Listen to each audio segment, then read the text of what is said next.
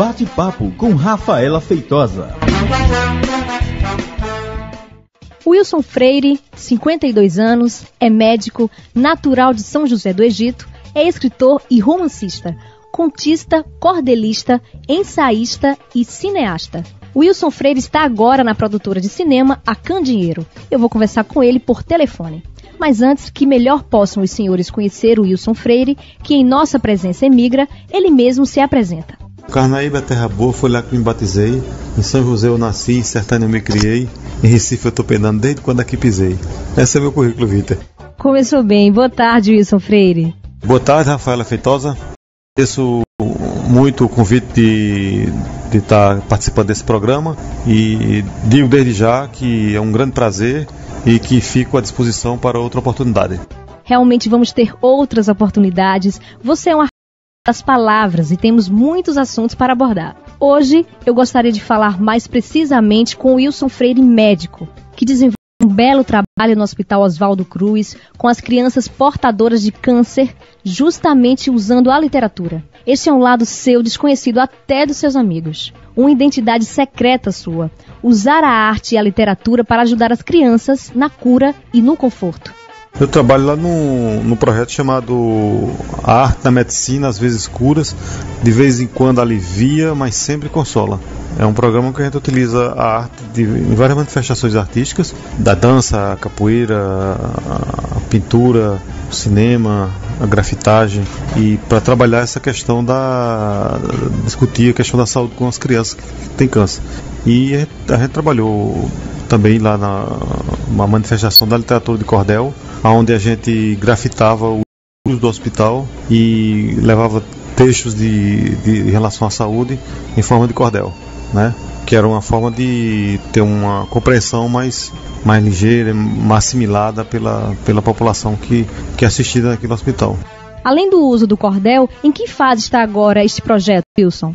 O projeto continua bem ativo agora, e só que o projeto cresce também, né? E a gente está trabalhando muito a questão do audiovisual com as crianças, porque as crianças lá, dentro desse projeto tem uma parte que é de contação de histórias. Então as contadoras e os contadores de histórias vão ao leito das crianças, contam história para essas crianças e elas depois são estimuladas a contar suas próprias histórias. Isso depois é transformado em livro e a gente agora está pegando esses contos que foram publicados, transformando em músicas alguns e também fazendo uma animação pela técnica de stop motion, que é aquela da fotografia quadro a quadro. As crianças fazem a massinha, aquelas bonecas, criam os personagens, a gente anima com as crianças aquele tipo de coisa e faz um filme com aqueles contos delas próprias. Então tem sido um projeto muito bonito e que, além de ter essa participação lúdica, tem a questão também de fazer com que a criança aprenda e trabalhe a sua questão da dor, da sua doença, de uma forma sem sentir angústia, mas pela arte, né? Isso tem sido bastante interessante, esse trabalho lá. Wilson, todo esse trabalho leva à cura das crianças com câncer? É mais um processo de coadjuvante à cura, eu acho. Sabe como é? A arte, como o próprio programa diz, às vezes cura, de vez em quando alivia, mas sempre consola. Isso já é uma grande perspectiva para a gente, né? Se ela não curar, se consolar ou aliviar, está fazendo parte do processo, né? Agora, o que tem se observado é que esse trabalho faz com que as crianças tenham uma aceitação maior à doença. Porque quando elas vão fazer lá a quimioterapia ou outro processo qualquer do tratamento, elas mas vão sabendo que logo depois daquele processo que ela passa da quimioterapia, elas vão para o castelinho, onde vão brincar, vão fazer arte, vão fazer filme, fazer música, fazer vídeo, pintar, desenhar, trabalhar com sucata, com reciclado, coisa desse tipo aí.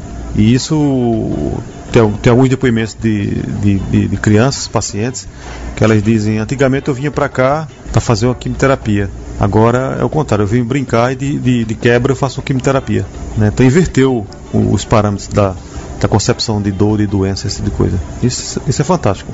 Vocês têm estatísticas sobre esse trabalho? Se tem ajudado na recuperação dessas crianças? Olha, estatísticas não tem trabalho concluído ainda. Tem estudos que estão sendo feitos, mas na prática o que se vê é que a aceitação, a adesão ao tratamento é muito maior. O tempo também de permanência no leito, que é o que mais adoece as crianças, também é menor. Porque elas saem, elas vão para o castelinho, elas brincam, passam o dia brincando, depois volta para lá para dormir, para fazer quimioterapia, tomar sua medicação, mas está sempre ocupada, mobilizando uma energia positiva aí que com certeza para o tratamento isso é fundamental. Muito interessante esse trabalho, Wilson. Outros escritores e outros artistas podem participar desse projeto com você no Hospital Oswaldo Cruz? É um trabalho que a comunidade que queira participar como voluntário, ela pode chegar ao Castelinho, ao Hospital Oswaldo Cruz, procurar o Castelinho, procurar o Dr. Paulo Barreto Campelo, que é o coordenador do projeto, e se apresentar e ver como se insere dentro do projeto.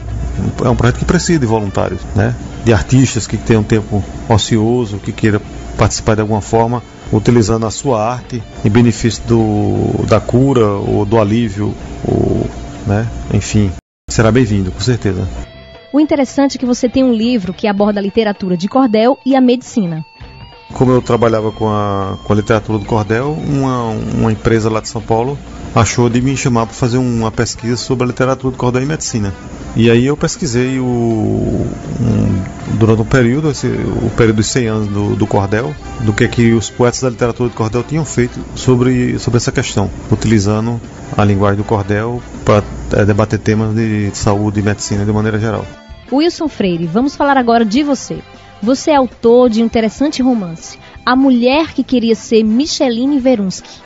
Você usa e abusa das técnicas literárias. O que vem por aí? Já definiu seu próximo livro?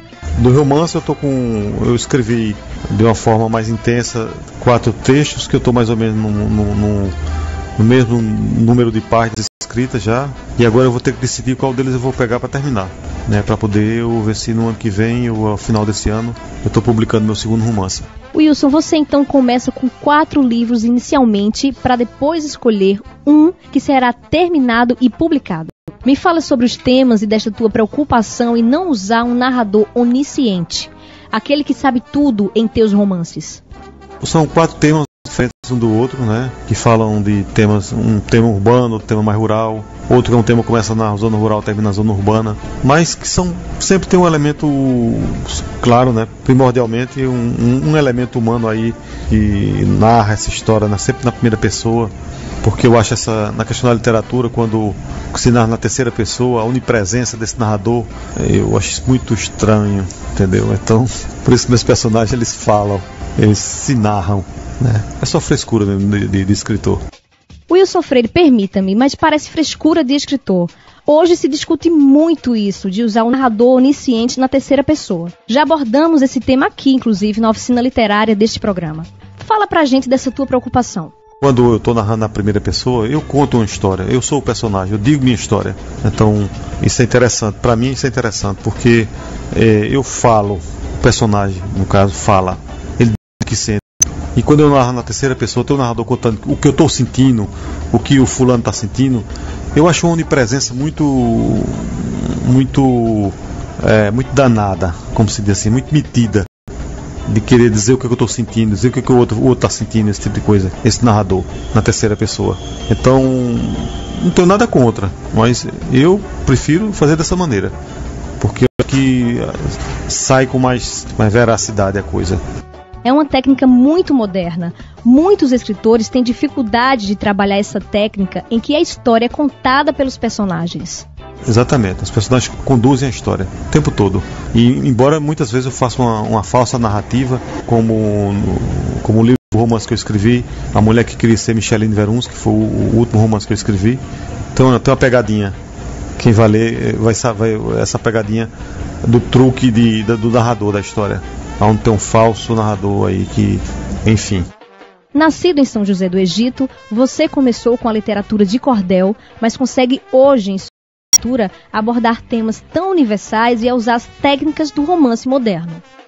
Eu sou um cara que tento misturar, entendeu? Misturar as coisas. Eu venho da tradição da literatura oral, do cordel, do cantador, e isso está presente na minha obra sempre, não muda de jeito nenhum, mas eu sou uma pessoa que convive com as tecnologias, né? Morei em cidades grandes como Rio de Janeiro e São Paulo, morei na Alemanha, né? Morei 3 anos na Europa. Então eu não podia negar a influência que essas cidades grandes têm na minha obra, na minha vida. Não podia. Então ela carrega tudo isso também. Então o presente e o passado está sempre presente na minha obra. Foi um sucesso o lançamento do teu livro A Mulher que Queria Ser Micheline Verunsky. Por que é tão difícil encontrar teus livros nas livrarias? Olha, o livro ele tem vendido bastante na internet, porque ele está em formato digital já. Então, quando você acessa lá o site da editora que vende, que é Visite Edit, ele está ranqueado entre os livros mais vendidos. Então isso é uma coisa bacana. Apesar da distribuição nas livrarias serem péssima, essa distribuição não existir, né? Por exemplo, meu livro não tem nenhuma livraria aqui em Recife, né? Eu vendo mão a mão ou pela internet.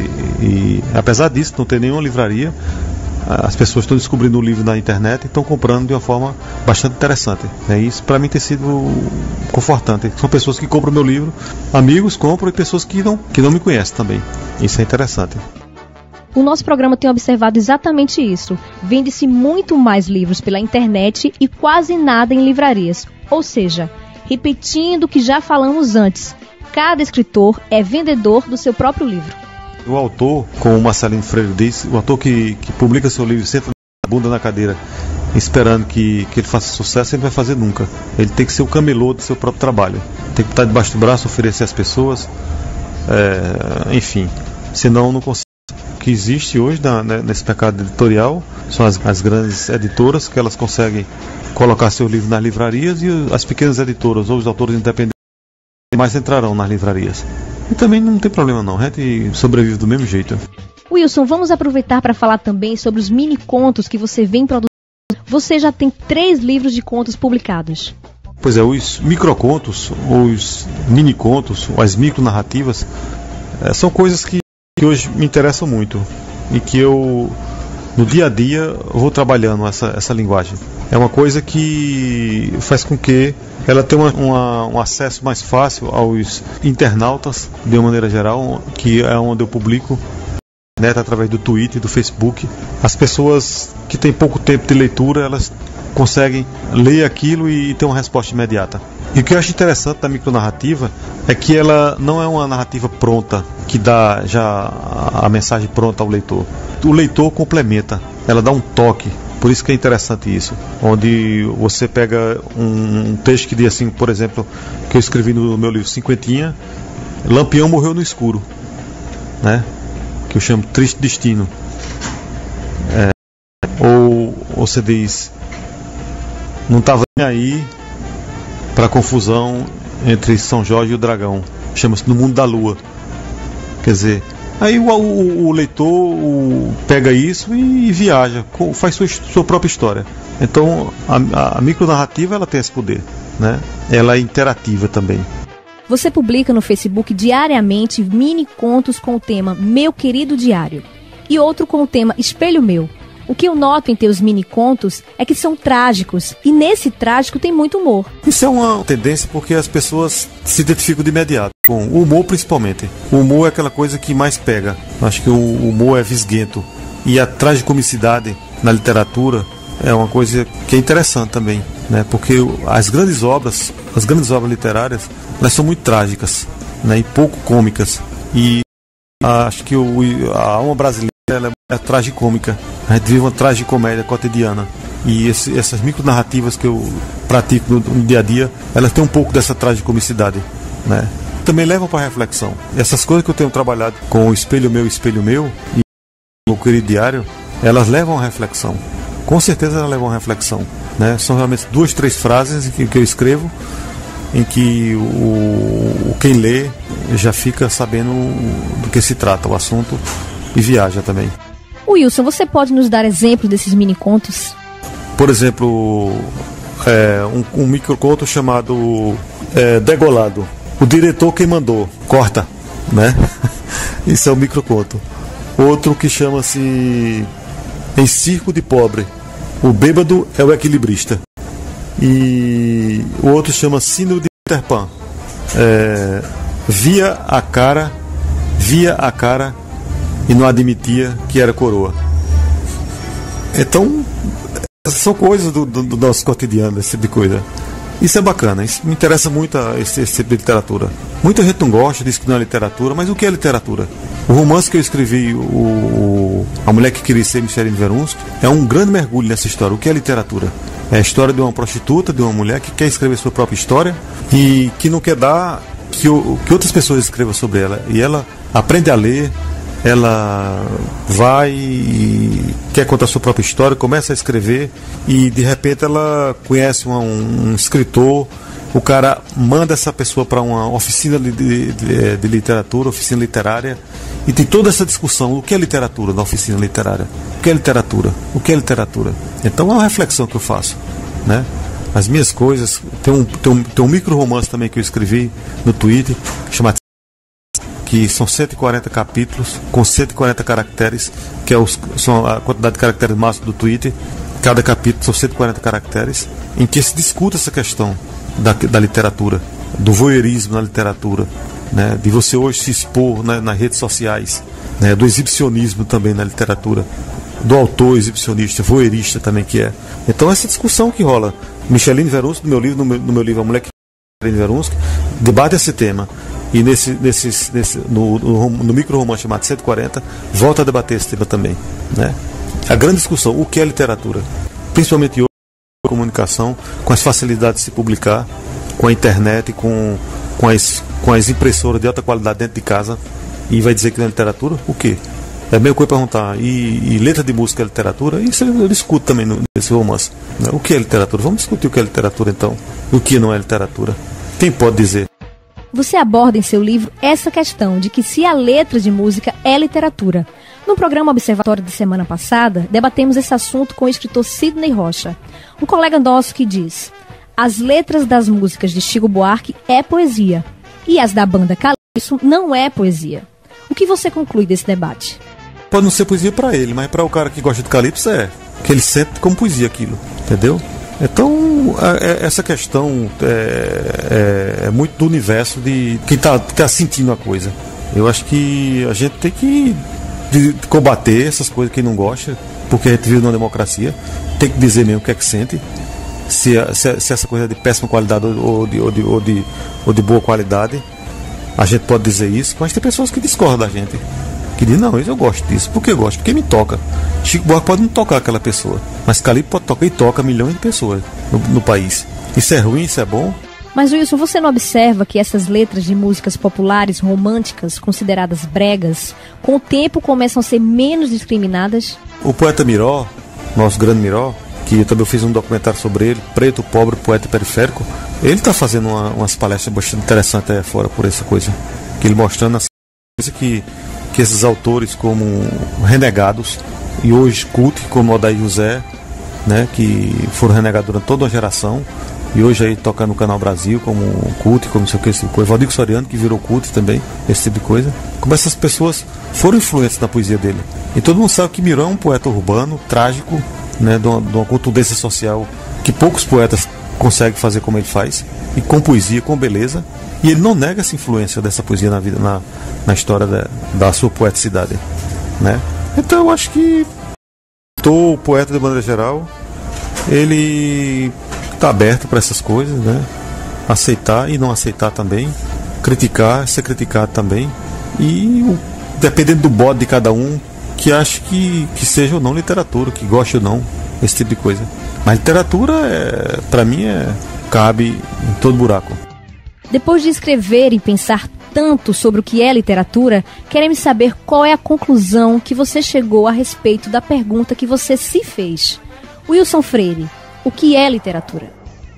Literatura para mim é tudo. Tudo que se escreve, que se fala, que se diz é literatura. Oral, escrita, desenhada, filmada, mas o que narra ou não, o que toca as pessoas, para mim é a literatura. Literatura para mim não é somente o que existe num livro escrito hoje. Literatura para mim é uma coisa muito ampla.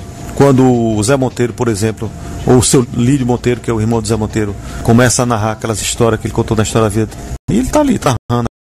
Quem quiser que diga, mas para mim isso é pura literatura. Essa tua provocação é bem interessante. Mexe com a cabeça dos escritores e até mesmo com a autocrítica que podemos fazer deste programa de literatura. Ou seja, literatura não é só um livro. Para mim não é não. Literatura é vida. Literatura é movimento para mim. Literatura é imagem, cheira, fede, entendeu? E literatura está em todo canto. Está no teatro, está na poesia, está na música, está em todo canto. A literatura é a mãe de tudo isso, né? É a palavra. Sem ela, se não existisse a palavra, não existia a imagem, não existia o som, não existia nada. E a palavra ela pode ser dita de várias formas, ou impressa, ou desenhada, ou escrita, dependendo de quem vê ou não vê literatura ou não. Mas isso depende de cada um. Eu vejo literatura em tudo. O leitor ele é participativo, ele é quem diz, ele é quem acha, ele é quem sente. E a gente apenas tenta enquadrar, criticar esse tipo de coisa, mas dependendo da formação de cada um, a pessoa vai sentir da maneira que ele é formado, ou que ele foi formado. Então não adianta querer achar que Catatal de Paulo Leminski vai ser entendido por alguém que não... né? Mas ele vai entender a poesia de Pinto Monteiro, ou de Valdir Soriano, ou de coisa, e por isso está fazendo literatura, né? Wilson, essa tua opinião não se choca muito com o pensamento das universidades, com o que se ensina nos cursos de letras? Acho que eles estão cumprindo um papel dele, que a universidade hoje faz, né? Que é tentar sempre cartesianamente classificar qualquer coisa, né? Tem sido esse o papel da universidade, ao longo do tempo da universidade. Apesar de que existem pensadores dentro da universidade que não concordam com isso hoje. A universidade é um campo muito aberto para esse debate também, mas eles não são hegemônicos, né? A hegemonia, para mim, dentro da universidade é muito da tese desse tipo de enquadrar do que é, do que não é, esse tipo de coisa. E classificar, né? Essa questão de classificar na universidade é muito séria, né? Desde as ciências exatas às ciências não exatas, como própria literatura, filosofia, ou qualquer coisa desse tipo aí. É o papel dela, acho que é legal. É bom pro debate, né? Cante lá que eu canto cá, como já dizia Patativa do Assaré. Poeta Wilson Freire, para terminar nosso bate-papo, queria pedir aqui mesmo, por telefone, que você falasse um poema curtinho para os nossos ouvintes. Bom, já que está começando as chuvas, eu vou dizer um poema aqui chamado As águas que ontem caíram molharam meu corpo frio, e as águas quentes dos olhos fizeram o riacho rio. Morena, me dá teu corpo para eu fazer um lençol. Morena, me dá teu fogo, me aquece que eu tô sem sol. Muito obrigada, Wilson Freire, por esse bate-papo inteligente. Agradeço mais uma vez a todos que fazem parte do programa Observatório Literário e desejando a todos que se divirtam com o que vem por aí e dizendo que será um prazer voltar aqui a conversar com vocês.